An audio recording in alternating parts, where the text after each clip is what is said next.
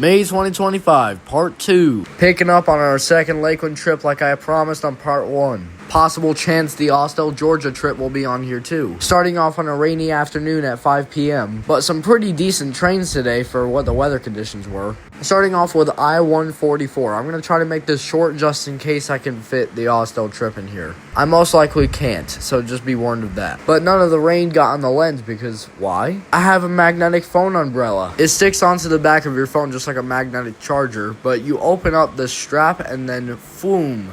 The umbrella flings up, and it's adjustable. The stem is adjustable, so you can move it anywhere you want to protect. But anyway, let's get to the first train. The first train is going to be I-144 with an AC44CWYN2 in the lead, number 35. I got so many warnings that he was at Lakeland Connection, but 5 minutes go by and he still hasn't showed up, so I kept telling Zach on the walkie-talkies that I haven't seen him yet, but I only heard him at Lakeland Connection. So the third time I heard him say Lakeland Connection, I just turned my back and didn't care. Well, guess what? That was the time he showed up. The following footage is what happened next.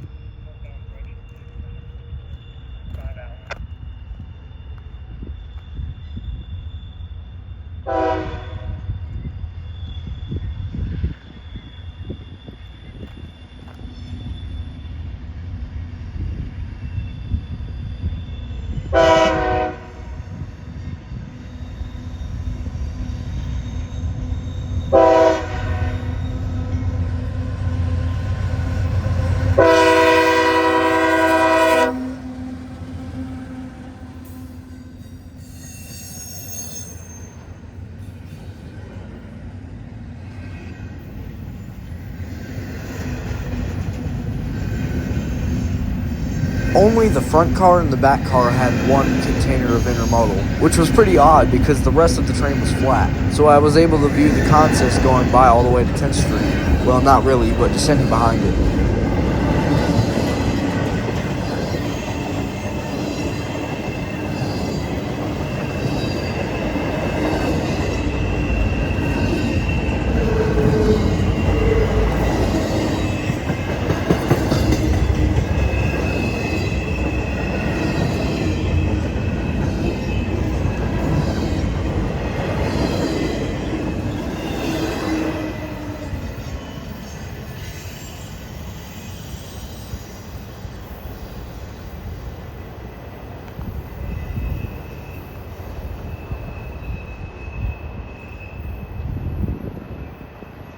Only the front car and the back car had one intermodal container on it. The rest were flat. Don't know why this was, but it happened. Zach had something to say at the end. Did you see that? He had only one intermodal full. The rest were empties, and AC44CWYN2 number 35 was leading I-144. Next train was Amtrak 40 that was 1 hour and 50 late. He came at around L793 time, which he never showed up today. That's the green right there for Amtrak 40 to show up with its plain old Sims Charger in the lead and a Pt.2 DC in the back. This time I tried something different. I recorded the Amtrak going away from me, so let's see how this view turned out.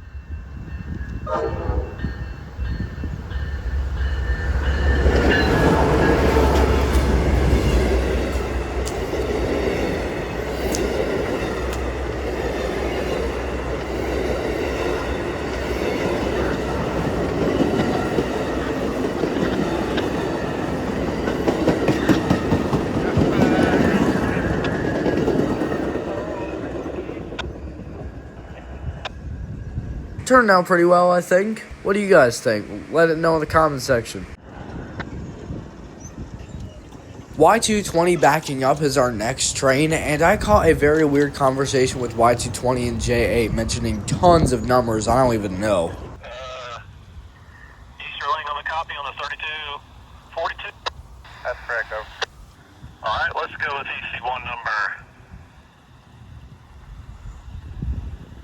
86444. 86444, 52525, AY 856, Y220, 253242, Easterling. 1A main track, both directions. SAS Park Spur main track, milepost 82.9 main track. Is that Park Spur? EC1 86444, it's 86444. Today's date 5/25/25. At the AY 856 on the Y22025 on the 3242 Eastern copy. That's circle line 1A, operate main track, both direction from the SAS Park Spur on the main to the AD 2.9 on the main. What the hell is this? 86444, okay, effective 1900 CMC. 1900 CMC. That's right. I'll be ready for you. He was on to close the doors. Yeah. Okay, let me do some explanation. Y220 is backing up into Park Spur. He's got 50 more right now. We were going to view him at Missouri Avenue, but some weird homeless guy was going around asking us for cigarettes, trying to be Big Bird from Elmo Street, or whatever it's called. Oh, Sesame Street, my bad. He was pretending to be Big Bird from Sesame Street, like clucking like a bird, but he was an old guy. His eyes were red, and he was slurring his words, and he was asking for cigarettes. It was a stoned scumbag asking some kids for some cigarettes. But he's also trying to be kid-friendly at the same time. Can't believe these people. He was very slurry and talking about some things I couldn't even comprehend. He was out of it. He was on something. Just stay away from homeless people in Lakeland, especially near tracks. You got hoodlums and homeless people. Half of the homeless people are bad. Just keep your distance or keep away from public places in Lakeland if you're trying to rail fan here. We changed locations, obviously, because we didn't feel comfortable. And in comes Y220.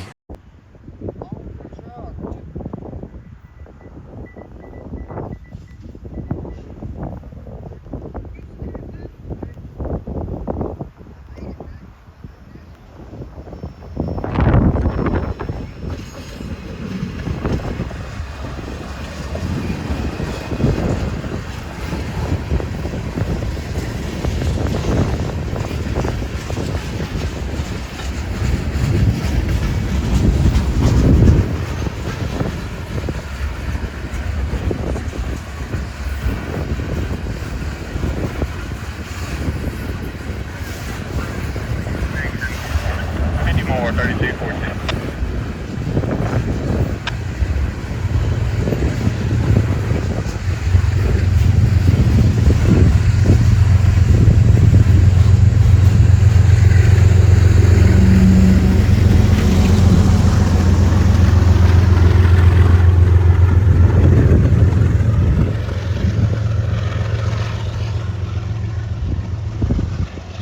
I just love to listen to the engine chugging away.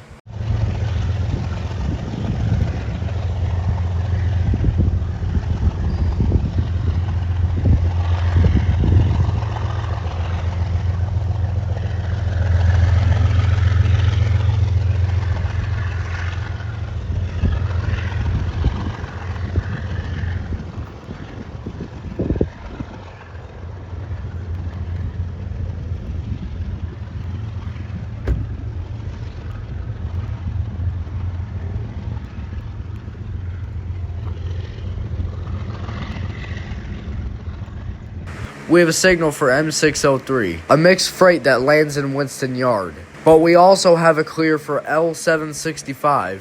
2 trains coming at once, and we're thinking we're going to see him at Wabash. I caught JF's conversation with L765. Here it is. L765, 25, over.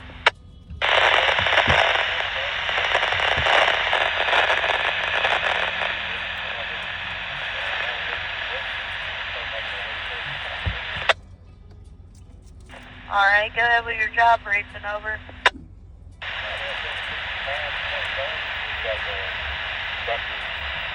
T.A. Robbins, and here at KU got bulletin number 12425. Both engines good on the fuel. DCT is operational. Fuel is available. And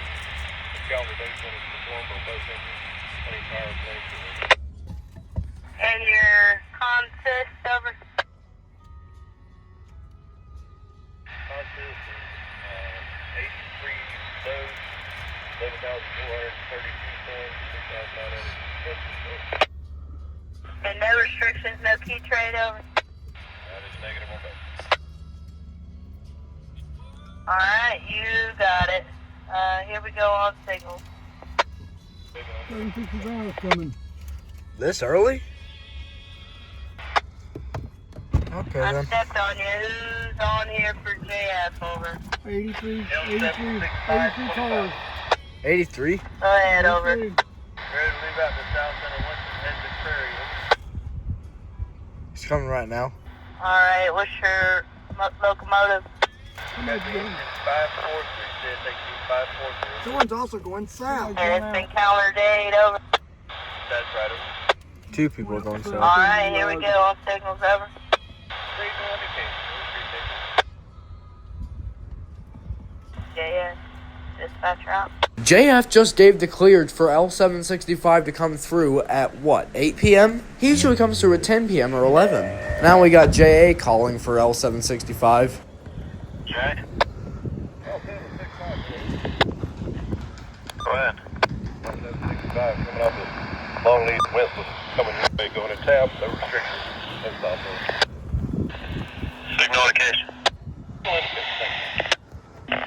Yeah. Did I just hear L765 get a clear at 8 p.m.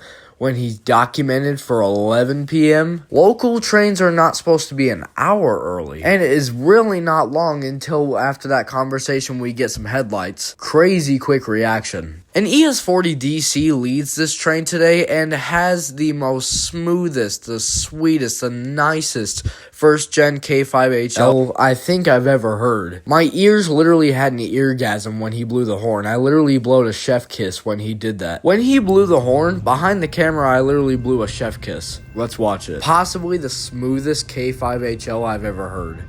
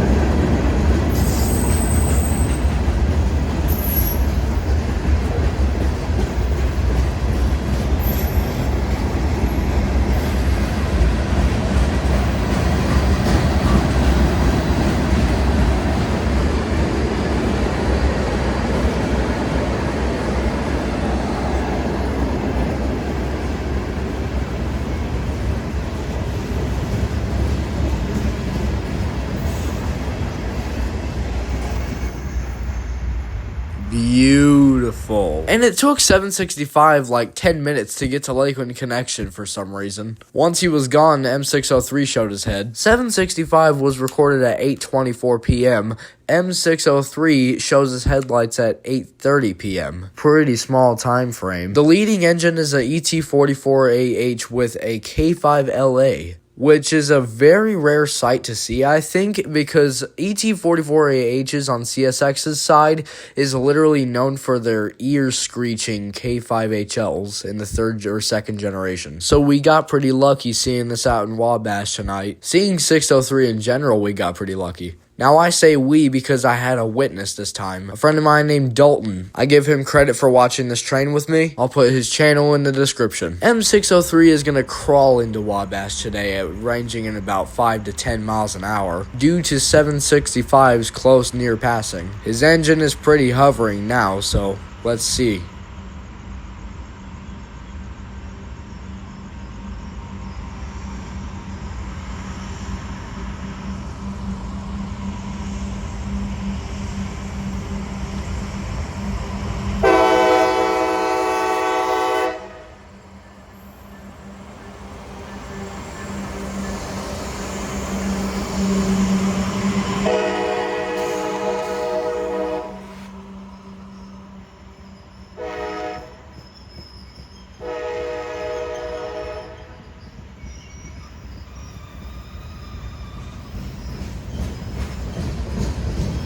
M603 is going to crawl through Wabash today at about 5 to 10 miles an hour with over 100 cars, longer than normal. So it's your choice whether you want to stay to watch this or not.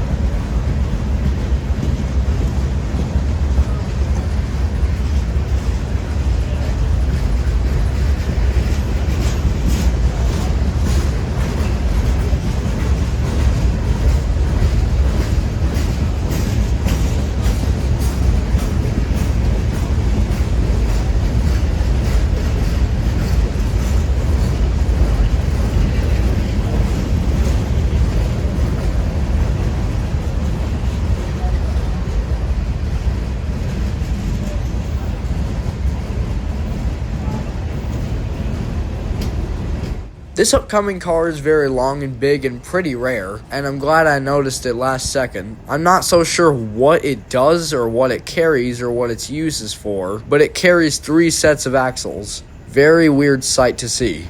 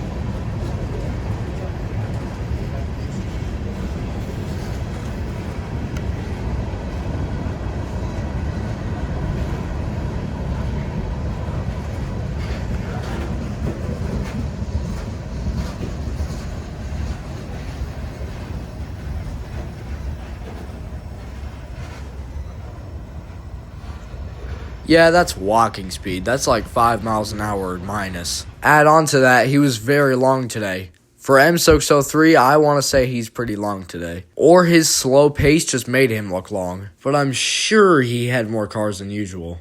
That's going to conclude Wabash, if I'm not mistaken. That's 5th train today. We see 7, so what are the other 2? So I'm caught up in these next 2 trains with a YouTuber called Storms and Steel. I've known him on YouTube for quite some time, but this is the first time I've met him in person. Nice seeing you today. I'll put his channel in the description too. The last 2 trains we will see today is L729 and I145. I just about saw I145. We were driving off until I saw his headlights and I jumped out of the car and saw him. But I145 was blocked by this train called L729 that I didn't even know came down here. I thought it was only a Georgian train, but apparently it comes down here. It was the second to last train and it was blocking I145, which caused him to have a red signal until about 10:20 this afternoon. Or should I say night. L729 was given a medium clear with no restrictions down People's Lane. He will first appear on track 2 but then switch on to track 1. Here he comes. There he is.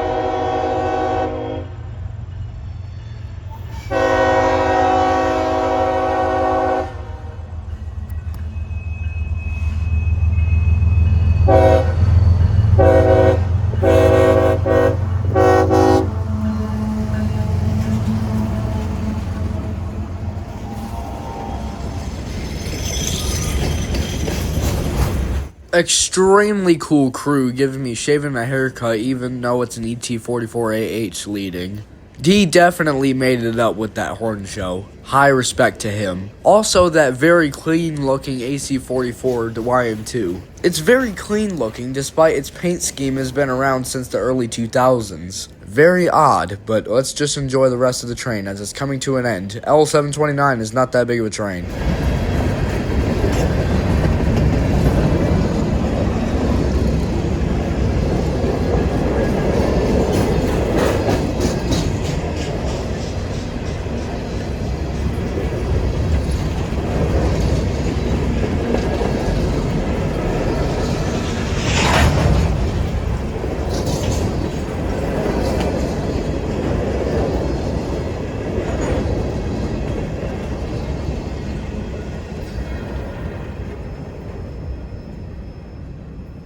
L729 is now cleared Lakeland Junction, which means I-145 basically has to clear to go. Oh, and did I not mention that I-145 is stopped at 10th Street waiting for this exact train to pass on the siding track? No?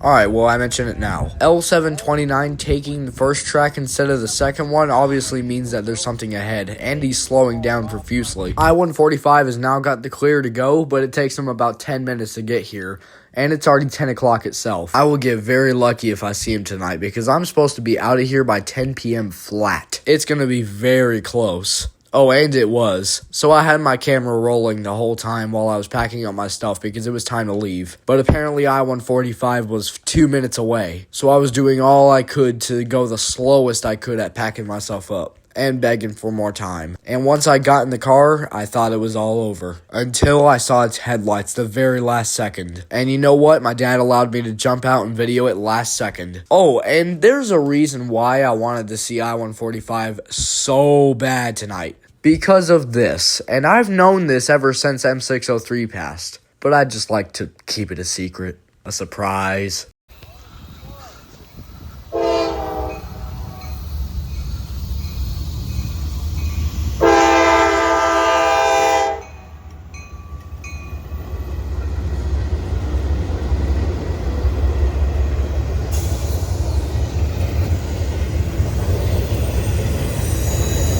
A CM40-8 and a CW40-8. The front engine being extremely rare as it's a CM40-8 and not many remain, and only a couple are getting a second life. However, in the CW40-8 series, they are a lot more common, and over half are getting a second life. With the CM40-8 series, less than half. And CM40-8s are about as rare as a Dash 9 in general, which out of every Dash series, you'll get one Dash 9 out of every 3 Dash 8s. What I'm basically saying is, if you're going to see a train engine that's going to start in Dash but end in either 8 or 9, you have a 25% chance of seeing a 9 and a 75% chance of seeing an 8. About 25% or less of the Dash 8 population are CM40-8s. So the leading engine wasn't just a standard Dash 8, it was rare. It was basically a Dash 9 leader that starts in the 7000s that was getting a second life. By the way, more than half of the Dash 9s are getting second lives, but they all have K5HLs, because CSX just had to.